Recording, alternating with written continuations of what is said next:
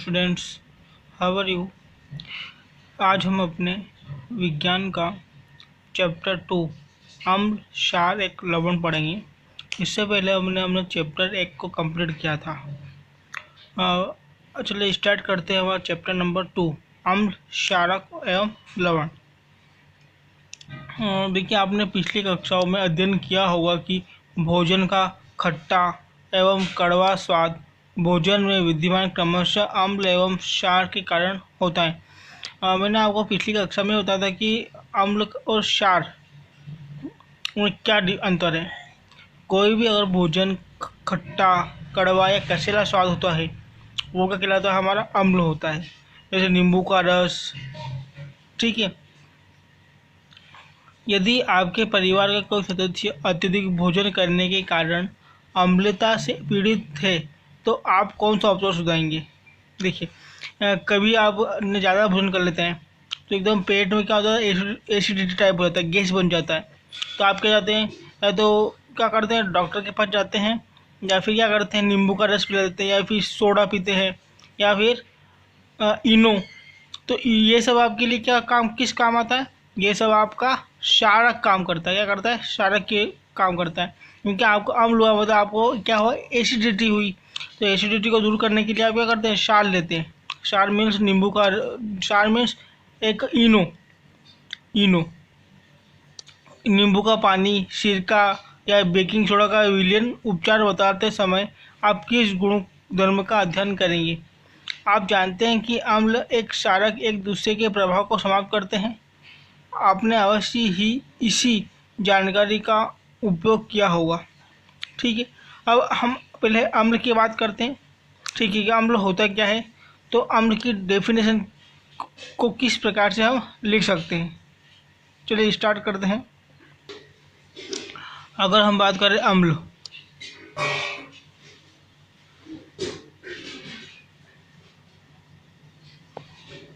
अम्ल क्या है, तो अगर आपसे पूछे तो अम्ल क्या है, तो हम इसको इंग्लिश में क्या बोलते हैं, एसिड। इसका गुण है क्या, खट्टा। अगर हमको पहचानना है तो इसको खट्टे के द्वारा हम पहचान सकते हैं, खट्टा। हाँ, अगर डेफिनेशन की बात करते हैं तो वे पदार्थ जो स्वाद में खट्टे होते हैं,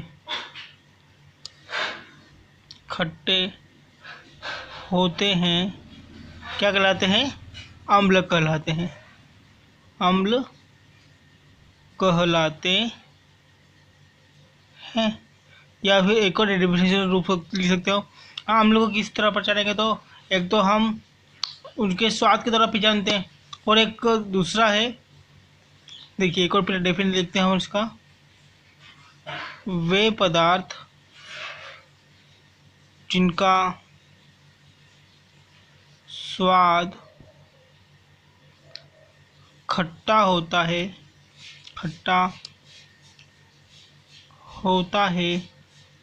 तथा जो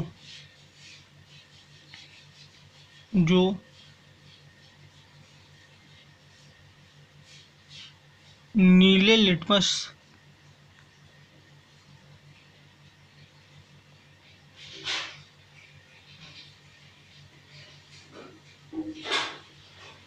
को लाल कर देता है, अम्ल कहलाता है। देखिए, अम्ल की दो डेफिनेशन लिख सकते हैं कि अम्ल क्या है। तो अम्ल क्या होता है, एक एसिड होता है। इसको इंग्लिश में एसिड करते हैं। उसको किससे बचाना है, स्वाद से। एक तो स्वाद से, और एक लिटमस पत्र होता है, नीले रंग का। अगर हम उसे किसी खट्टे पदार्थ से मिलाते हैं तो वो उसका रंग क्या होता है, उसका रंग लाल हो जाता है। तो ये लिख सकते हैं, वे पदार्थ जो स्वाद में खट्टे होते हैं क्या कहलाते हैं, अम्ल कहलाते हैं। साथ में एक और डेफिनेशन पूछता है, तो वे पदार्थ जिनका स्वाद खट्टा होता है तथा जो नीले लिटमस पत्र को लाल कर दे, क्या कर दे, लाल कर देता है, वह क्या कहलाता है, वह हमारा अम्ल कहलाता है। तो अम्ल की ये दो डेफिनेशन आपको याद रखना है। सबसे पहले जो स्वाद में खट्टे होते हैं वे क्या कहलाते हैं? अम्ल कहलाते हैं। और साथ में वे पदार्थ जिनका स्वाद खट्टा होता है तथा जो नीले लिटमस पत्र को लाल कर दे वो भी क्या कहलाते हैं? अब क्या कहलाते हैं? अब इसके एग्जाम्पल बताते हैं हमें। एग्जाम्पल क्या है? HCl। क्या है? HCl यानी कि हाइड्रोक्लोरिक अम्ल। ठीक है। और एक और एग्जाम्पल है इसका H2SO4। इसका अम्ल का एग्जाम्पल HCl और H2SO4। देखिए आपके बुक में दे रखा होगा ये इसकी डेफिनेशन। अम्लों का स्वाद खट्टा होता है तथा वह नीले लिटमस पत्र को लाल कर दे, जबकि क्षारक क्या होता है? कड़वा होता है। अभी अपन पहले अम्ल की बात करते हैं, फिर अपन क्षार पे आते हैं। अम्ल क्या होता है? अम्ल स्वाद में क्या होगा? खट्टा होता है और तथा नीले लिटमस पत्र को लाल कर दे क्या कहलाता है? अम्ल कहलाता है। ठीक है बच्चों, अब हम बात करेंगे अम्लों के गुण के बारे में। अम्लों के गुण। ठीक है, पहला गुण क्या है? पहला गुण है स्वाद। तो ये स्वाद में कैसा होता है? खट्टा होता है। क्या होता है? खट्टा। तो अम्ल का पहला गुण क्या हो गया? खट्टा। दूसरा, इसकी प्रवृत्ति क्या होती है? संक्षारित प्रवृत्ति का होता है। अब संक्षारित क्या होता है? मैंने आपको पिछले चैप्टर पढ़ा संक्षारण। संक्षारित क्या होता है? संक्षारण को और क्या बोलते हैं अपन बोलते हैं संक्षारण को जंग लगना। ठीक है, तो अम्ल क्या करेगा? अम्ल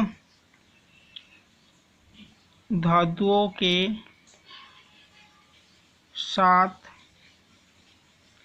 क्या करता है? बहुत धीमी गति से क्रिया करता है, बहुत धीरे धीरे करता है। जो अम्ल होता है धातुओं के साथ धीमी गति से क्रिया करता है। अम्ल धातु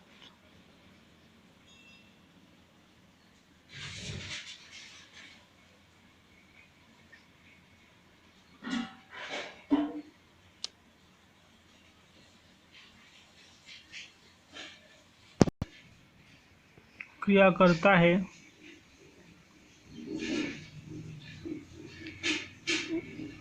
विषैले यौगिक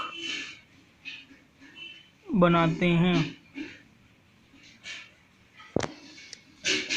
देखिए संक्षारित मतलब क्या होता है? जंग होता है। ठीक है, तो अम्ल जो है, अम्ल धातुओं के साथ धीमी गति से क्रिया करता है और विषैले यौगिक बनाता है। इसमें आपका एक क्वेश्चन बनता है कि दही एवं खट्टे पदार्थों को पीतल एवं तांबे के बर्तनों में क्यों नहीं रखा जाता है? तो उसका कारण क्या है?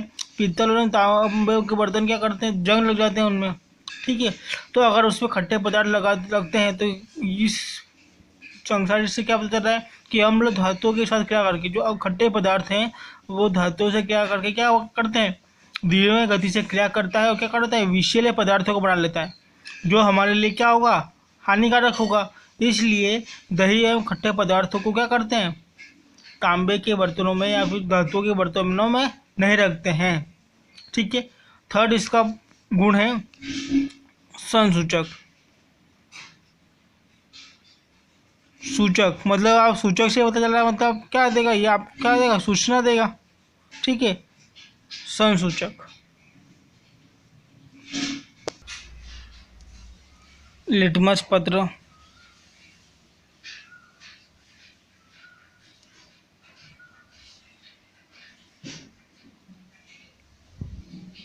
मेथिल ऑरेंज, ये सब इसके संसूचक के एग्जाम्पल है। ठीक है बच्चों, अब हम अपना फोर्थ टॉपिक पे आते हैं जो सबसे इम्पोर्टेंट है। फोर्थ टॉपिक है हमारा धातुओं के साथ क्रिया। धातु के साथ क्रिया। अब देखिए अम्ल जो है वो धातुओं के साथ क्रिया करता है। ठीक है, तो देखिए अम्ल जो धातु के साथ क्रिया करेगी, धातु के साथ क्रिया करती है। देखिए अम्ल प्लस धातु, मतलब अम्ल जो है धातु के साथ क्रिया करेगा, क्या बनेगा? लवण बनेगा। लवण, देखिए अभी लवण के बारे में तो आपको कुछ जानकारी नहीं है, क्योंकि लवण आपको मैंने पढ़ाया नहीं है अभी। जब अपन आगे आगे इस चैप्टर को पढ़ते जाएंगे तो आपको क्षारक भी क्या होता है और क्षारक के साथ लवण क्या होता है वो हम पढ़ेंगे। देखिए अम्ल प्लस धातु, अम्ल जो है धातु के साथ क्रिया करती है तो क्या बनता है? लवण plus hydrogen gas, hydrogen gas. ठीक है, देखिए अम्ल जो है, अम्ल पढ़ रहे हैं अपन, तो अम्ल प्लस धातु, तो अम्ल जब धातु के साथ, अगर कोई पूछता है कि अम्ल धातु के साथ क्रिया करते क्या होगा, तो अम्ल अगर धातु के साथ क्रिया करेगी तो क्या बनेगा? लवण बनेगा और हाइड्रोजन गैस बनेगी। ठीक है, अब इसका एग्जाम्पल देखते हैं बने।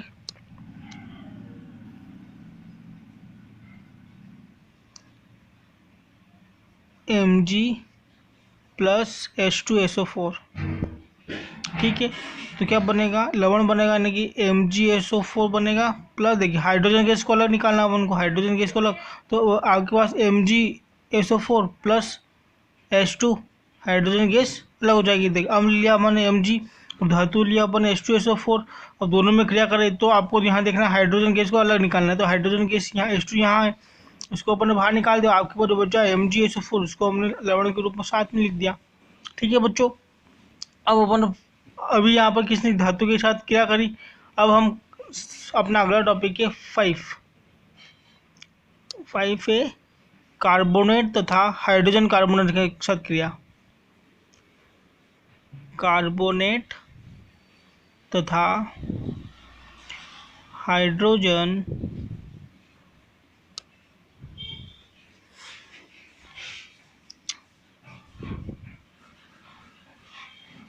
कार्बोनेट के साथ अभिक्रिया।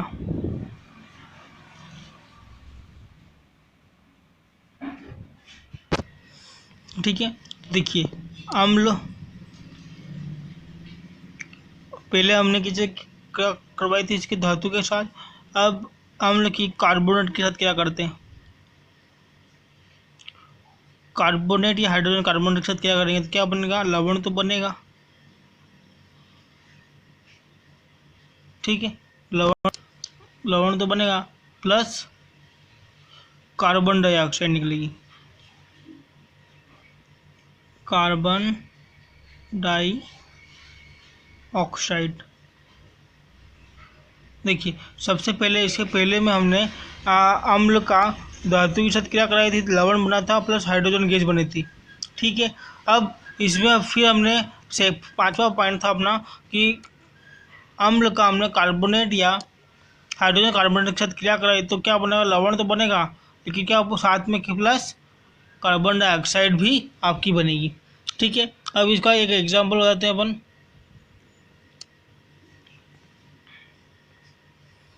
2HCl यानी कि hydrogen chloride plus Na2CO3 sodium chloride, तो क्या बनेगा? 2NaCl plus H2O plus CO2। ठीक है बच्चों, HCl प्लस Na2CO3 इन दोनों की क्रिया कराएंगे तो क्या बनेगा अपने पास? 2NaCl plus H2O plus CO2। जब हम इसके क्वेश्चन के बारे में डिटेल की बात करेंगे तब हम इसके बारे में और कंटिन्यू से पढ़ेंगे। ठीक है, ठीक है बच्चों, ये आपके अम्लों के 5 गुण हो गए। सबसे पहले स्वाद में खट्टा होता है, संक्षारित प्रवृत्ति का होता है, संसूचक होता है, धातु के साथ क्रिया एंड कार्बोनेट तथा हाइड्रोकार्बोनेट के साथ क्रिया। अब हम बात करते हैं अम्लों के उपयोग। अम्लों के उपयोग, इसका first point HCl hydrogen chloric. ठीक है, इसका क्या क्लोरीन का क्या उपयोग होता है? हाइड्रोजन क्लोरिक का, हाइड्रोक्लोरिक अम्ल,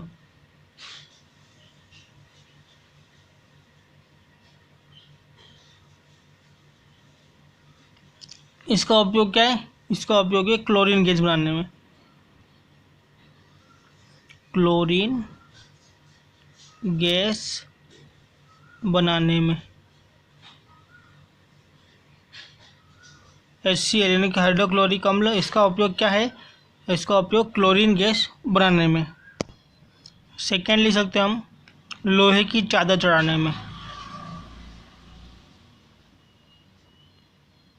चादर चढ़ाने में, या फिर लोहे की चादर को साफ करने में भी लिख सकते हैं अपन। लोहे की चादर को साफ करने में।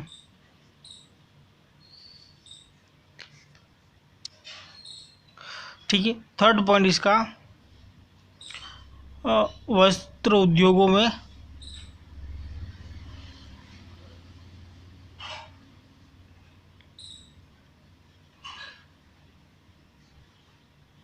वस्त्र कपड़ों के कलर करने के लिए।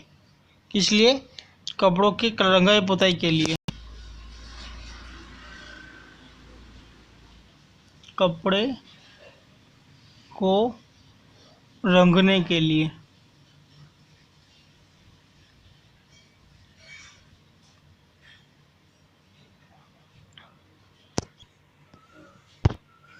देखिए सब अलग अलग प्रकार के अम्ल हैं, तो उन सब अम्लों का अलग अलग उपयोग होता है। अलग अलग प्रकार के अम्ल होते हैं, उसका अलग अलग उपयोग होता है। तो फिलहाल हमने किस बात करी थी? हमने बात की थी HCl हाइड्रोक्लोरिक अम्ल की बात की थी। तो हाइड्रोक्लोरिक अम्ल बात करी थी हमने, तो उनके जो उपयोग हैं वो हमने लिखे। तो हाइड्रोक्लोरिक अम्ल यानी HCl का उपयोग क्या था? क्लोरीन गैस बनाने में था, लोहे की चादर साफ करने में, वस्त्र उद्योग में कपड़े को रखने के लिए। ये किसके उपयोग थे? हाइड्रोक्लोरिक अम्ल के, HCl के अम्ल थे। अब हम बात करते हैं दूसरे अम्ल जैसे कि HNO3। HNO3 नाइट्रिक अम्ल।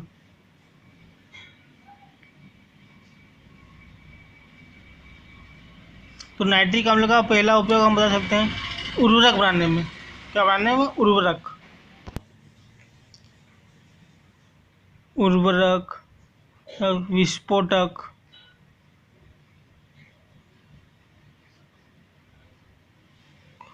औषधि,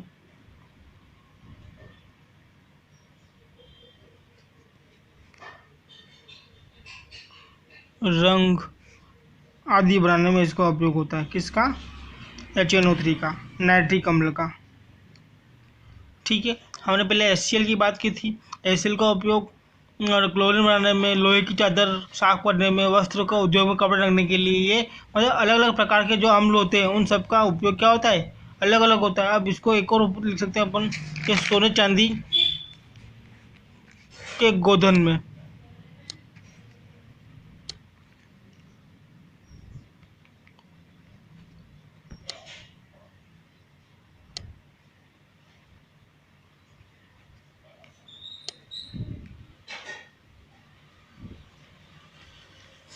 ठीक है।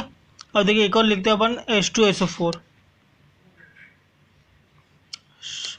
सल्फ्यूरिक अम्ल।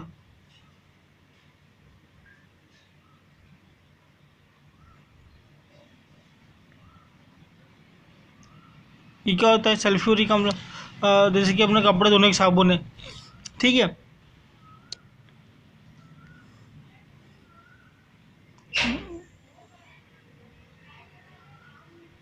इसका भी उपयोग उर्वरक में होता है। और धोने का सोडा,